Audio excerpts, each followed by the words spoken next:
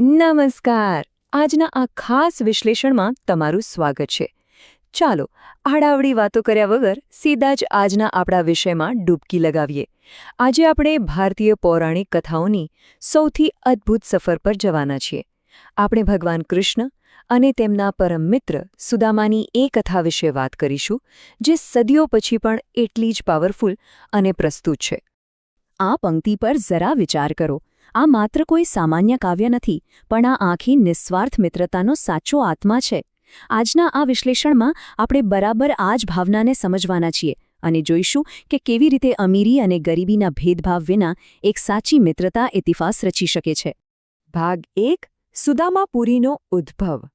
તો ચાલો આ કથા ખરેખર ક્યાં શરૂ થઈ તે સમજવા માટે સીધા જ ગુજરાતના પશ્ચિમ કાંઠે અરબી સમુદ્રના કિનારે પહોંચી જઈએ. પોરબંદરનું નામ તો આપણે સૌએ સાંભળ્યું જ છે, ખરું ને? આખું વિશ્વ તેને મહાત્મા ગાંધીજીની જન્મભૂમિ તરીકે ઓળખે છે. પણ આધુનિક લાગતા આ શહેરની પાછળ એક અત્યંત પ્રાચીન અને પવિત્ર ઓળખ પણ છુપાયેલી છે. પ્રાચીન ગ્રંથોમાં અસ્માવતી નદીના કિનારે વસેલી આ નગરીને ઋષિમુનિઓનું તપોવન એટલે કે સુદામાપુરી કહેવાય છે. હા, આ એ જ પવિત્ર ભૂમિ છે જે સુદામાજીની કર્મભૂમિ રહી છે. ભાગ 2.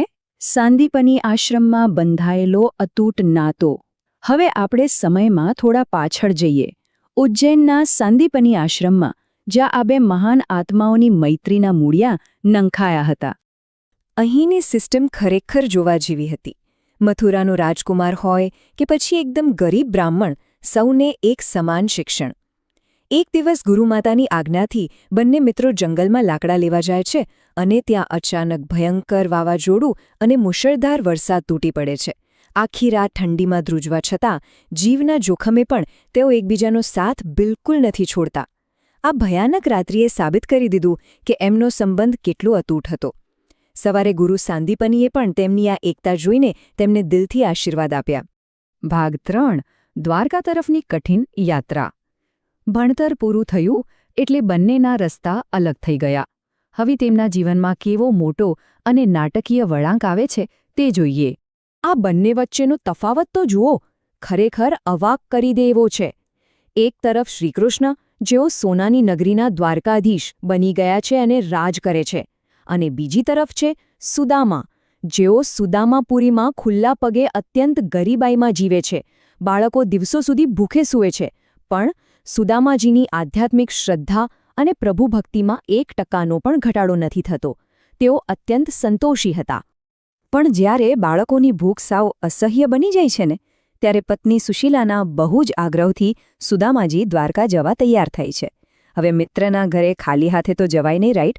એટલે પત્ની 5 પડોશીઓ પાસેથી થોડા તાંદુલ એટલે કે પૌવા માંગી લાવે છે, અને એ પણ એક ફાટેલી પોટલીમાં બાંધી આપે છે.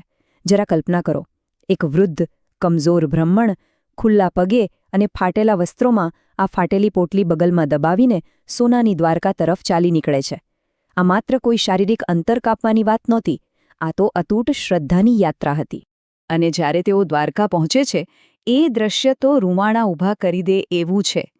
કવિ નરોત્તમદાસજીએ બહુ કમાલની લાઈન લખી છે, પાણી પરત કો હાથ છોયો નહીં, નૈનન કે જલસો પગ ધોએ. મતલબ કે જેવી કૃષ્ણને ખબર પડે છે કે એમનો મિત્ર આવ્યો છે, એ પોતાનું સિંહાસન છોડીને દોડે છે. પાદુકા પહેરવાનું કે મુગટ સરકી ગયાનું પણ ભાન નથી રહેતું. સીધા મહેલના દ્વારે જ મિત્રને ભેટી પડે છે. અને સૌથી ઇમોશનલ વાત તો એ છે કે સુદામાના પગમાંથી વહેતું લોહી જોઈને ભગવાને પાણીને હાથ પણ ન લગાડ્યો, પોતાના આંસુઓથી જ મિત્રના પગ ધોઈ નાખ્યા. ભાગ 4. તાંદુળની અમૂલ્ય ભેટ. આ અદ્ભુત મિલન પછી જે થાય છે ને, એ આખી કથાનો માસ્ટર સ્ટ્રોક છે. ચાલો જોઈએ કે એક નાનકડી ભેટ કેવી રીતે સુદામાની આખી દુનિયા બદલી નાખે છે. બને છે એવું કે આવો સોનાનો મહેલ અને 56 ભોગ જોઈને સુદામાજી સંકોચમાં મુકાઈ જાય છે અને પોતાની પેલી ફાટેલી પોટલી છુપાવવાનો પ્રયાસ કરે છે. પણ કૃષ્ણની નજરથી ક્યાં કંઈ છૂપું રહે છે. મજાકમાં એમણે બળજબરીથી પોટલી છીનવી લીધી. ભગવાન માટે તો આ સૂકા પૌવા જ દુનિયાની સૌથી મોટી મીઠાઈ હતી, કેમ કે એમાં પ્યોર અને કન્ડિશન ફ્રી પ્રેમ ભળેલો હતો. પહેલી મુઠ્ઠી ખાઈને ભગવાને એક લોકનું ઐશ્વર્ય આપી દીધું, બીજી મુઠ્ઠી ખાતા બીજો લોક આપી દીધો, અને જેવી ત્રીજી મુઠ્ઠી ખાવા જાય છે ત્યાં તો સાક્ષાત લક્ષ્મીજી એટલે કે રૂક્ષ્મણીજી એમનો હાથ પકડી લે છે અને કહે છે કે પ્રભુ બધું જ મિત્રને આપી દેશો તો અમે સેવા ક્યાં કરીશું? આખી કથાની સૌથી રસપ્રદ વાત હવે થાય છે. સુદામાજી દ્વારકાથી ભગવાન પાસે કંઈ પણ માંગ્યા વગર જ ખાલી હાથે પણ એકદમ ખુશ થઈને પોરબંદર પાછા ફરે છે.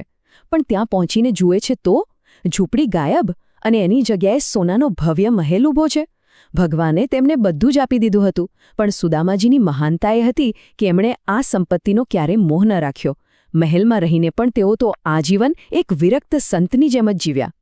ભાગ 5 સુદામા મંદિરનો ઐતિહાસિક વારસો. આ તો થઈ પૌરાણિક કથાની વાત, પણ ચાલો આધુનિક સમયમાં આવીએ અને જોઈએ કે આ વારસો આજે પથ્થરોમાં કેવી રીતે જીવંત છે. સંપૂર્ણ સફેદ આરસ પહાડમાંથી બનેલું આ સ્થાપત્ય જુઓ. પોરબંદરમાં આવેલું આ સુદામા મંદિર 1902થી 1907ની વચ્ચે મહારાજા ભાવસિંહજી જેઠવાએ બંધાવ્યું હતું. આના ભીંતચિત્રો અને કોતરણી ખૂબ જ અદ્ભુત છે, પણ આશ્ચર્યની વાત એ છે કે આખા ભારતમાં અને કદાચ દુનિયામાં આ એકમાત્ર એવું મોટું અને ભવ્ય મંદિર હશે જે ભગવાનને નહીં પણ ભગવાનના એક ભક્ત અને મિત્રને સમર્પિત છે. ખરેખર આવું બીજે ક્યાંય જોવા નહીં મળે. આ મંદિરમાં બીજી એક બહુ જ રસપ્રદ જગ્યા છે, ભૂલ ભૂલામણી.